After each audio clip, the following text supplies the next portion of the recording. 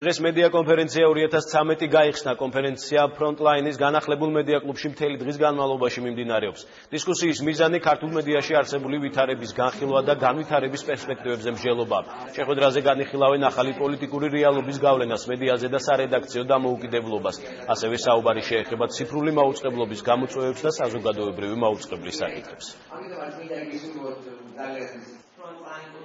კონფერენცია, რომელსაც დღეს ატარებს მედია ადვოკატირების კოალიცია, ეძღვნება ფაქტობრივად ყველაზე საჭირო საკითხებს დღეს მედიის განვითარების თვალსაზრისით.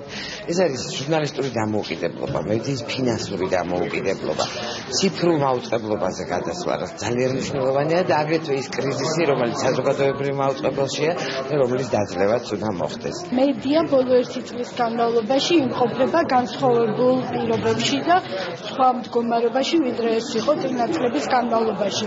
ყოველ შემთხვევაში ასე ფიქრობს ბევრი ადამიანი, დღეს ჩვენ გვექნება საშუალება რომ ექსპერტებთან ერთად გავაანალიზოთ სიტუაცია, ნახოთ წინ წავედით თუ ისევ იმავე ადგილას გავართ, რა არის სიახლე, რა არის გამოწვევები.